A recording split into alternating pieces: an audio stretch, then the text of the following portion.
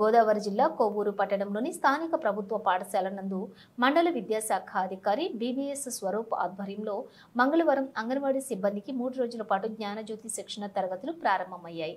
ఈ యొక్క శిక్షణ నిర్వహించడానికి రిసోర్స్ పర్సన్స్ గా సిహెచ్ రోజా, లావణ్య, బి శ్రీనివాస్ మరియు అంగన్వాడీ సూపర్వైజర్ వ్యవహరిస్తారు. ఉదయం శిక్షణ కార్యక్రమానికి ఎంపీడీఓ డి సుశీల హాజరయ్యారు. ఆమె మాట్లాడుతూ పిల్లల చిన్న వయసులోనే మంచి అలవాట్లు నేర్పించడం, విద్య క్రమశిక్షణ నేర్పించడం అంగన్వాడీని సిబ్బందికి కీలక పాత్ర పోషిస్తారని అన్నారు. ఈ కార్యక్రమానికి మధ్యాహ్నం నుండి కొవ్వూరు జిల్లా court senior civils judges GVL Saraswati హాజరయ్యారు.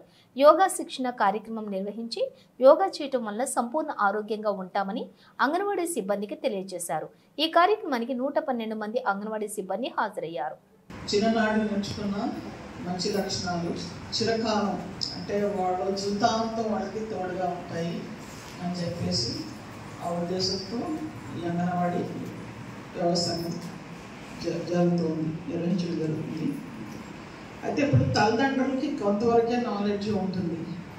ఇప్పుడు మేము నేర్పించే విద్యంతో వాళ్ళు నేర్పించగలరా? నేర్పించలేరు. ఏంటంటే వాళ్ళు జీవన పోరాడు, వాళ్ళ రోజుని వాళ్ళు సంపాదించుకోవాలి, వాళ్ళు ఇల్లు కట్టుకోవాలి. ఈ పిల్లల్ని మీరు పట్టించుకున్నంత ఇదిగా వాళ్ళు పట్టించుకోలేదు. తల్లిదండ్రుల దగ్గర నుంచి డైరెక్ట్గా మీ దగ్గరికి వస్తున్నారు పిల్లలు. తల్లిదండ్రుల దగ్గర నుంచి మీ దగ్గరికి వస్తున్నారు. మీరు నిజమైన దేవుడు పిల్లలకి. ఎందుకంటే మీ దగ్గర పునాది పడుతుంది. నేను ఆ బిడ్డకి తెలియకుండానే ఎలా పని చేసుకోవాలి, ఎలా అందరితో కలిసి మంచి ఉండాలి, ఎలా మాట్లాడాలి, ఎలా చదువుకోవాలి, ఎలా అక్షరాలు నేర్చుకోవాలి, ఇవన్నీ కూడా మీరు వాళ్ళకి పునాది వేస్తారు. ఖాళీ పలకండారు చూడండి, అలా ఖాళీ పలక రూపంలో మీ దగ్గరకు వస్తారు వాళ్ళు. ఆ పలక మీద ఏమి రాయని పలకలు అనమాట. వాళ్ళు చిన్నపిల్లలు దేవుడితో సమానం. మీరు ఆ పలక మీద రాస్తారు. అంటే మంచి అనేది నేర్పిస్తారు, మంచి అలవాట్లు నేర్పిస్తారు. ఎట్లా ఫుడ్ టైంకి తినాలి, హ్యాండ్ వాష్, ఇవన్నీ కూడా మీ దగ్గర నేర్పిస్తారు. అంటే ఇప్పుడు వాళ్ళకి అన్నీ కూడా వాళ్ళ బ్రెయిన్లో అన్నీ మీరు ఏం చేయాలనేది నేర్పించడం ద్వారా వాళ్ళ జీవనం బయట ప్రపంచంలోకి వచ్చి ఎలా ఉండాలని మొదలవుతుంది.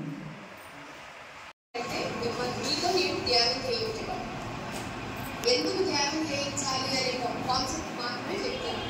ఫర్ ఎగ్జాంపుల్ ఇప్పుడు మీ పెరట్లో చాలా మొక్కలు ఉన్నాయి. చాలా మొక్కల్లో ఒకే ఒక తులసి మొక్క ఉంది.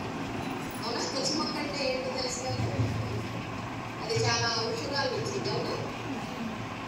మీరు యూజువల్గా మొక్కలన్నింటినీ ఉంచేటప్పుడు తులసి మొక్కలు ఏం చేస్తారు, నీళ్ళు మొక్కలు ఏం చేస్తారు, మొక్కలన్నీ క్లీన్ చేస్తారు.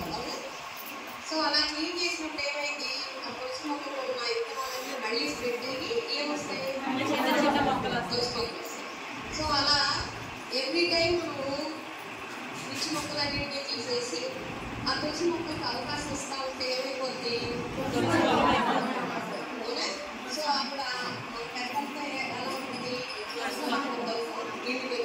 అంటే మన ఆలోచనలన్నీ ఎప్పుడైతే మనం ఈ అన్నెసరీగా, అంటే ఏ మనిషికైనా సరే మాకు మంచిది మీకు మంచి అవ్వాలనుకోలేదు. ఎందుకంటే ఏ మనిషి యొక్క నా కుడి చేయి మీ కుడి చేయి అవ్వదు, మీకు ఎడ చేయి. అవునా? అంటే నేను ఆలోచించే విధానము మీరు ఆలోచించే విధానాన్ని బట్టి అది మంచిగా చెడు అనేది డిసైడ్. అంటే యాక్చువల్గా చెప్పాలంటే ఏది మంచిది కాదు, ఏది చెడు కాదు. అర్థమైంది? బట్ తీసుకునే విధానం ఎలా ఉండాలంటే యాజ్ ఇట్ ఈస్గా తీసుకోగలగాలి. ఎలా ఇస్తే అలాగే తీసుకోవడానికి నేర్చుకోవాలి. ఇలా నేర్చుకోవాలంటే మనం ఒకేసారి రాదు, దానికి ఒక ఇన్స్ట్రుమెంట్ కావాలి. ఆ ఇన్స్ట్రుమెంటే ఈ ధ్యానం. ఈ ధ్యానం చేస్తూ ఉంటే ఏమైందంటే మీరు ఒకేసారి అది సమస్య అనియండి, ఆనందమైన విషయం అనియండి, మీరు ఎలా అయిపోతారంటే ఎప్పుడు ఎలా అయితే ఉంటారో అలానే ఉంటారు. అంటే విపరీతమైన ఆనందం ఉండదు. ఒకవేళ మీకు ₹1 ఇప్పుడు మీలో ఎవరైనా గిఫ్ట్ వస్తుందంటే ఏం చేస్తారు, మీలో ఒకరు తీసేసి ఇంట్లో ఒకటి ఏం చేస్తారు. సో అంటే మీరు రిసీవ్ ఎలా చేసుకుంటున్నారంటే ఒక విషయాన్ని మీకు కంఫర్టబుల్గా ఉన్నదాన్ని అయితే మేము ఆనందంగాను, మీరు డిస్కంఫర్టబుల్గా ఉన్నదైతే మేము బాగా రిసీవ్ చేసుకుంటాం. సో అలా కాకుండా ఏ విషయాన్ని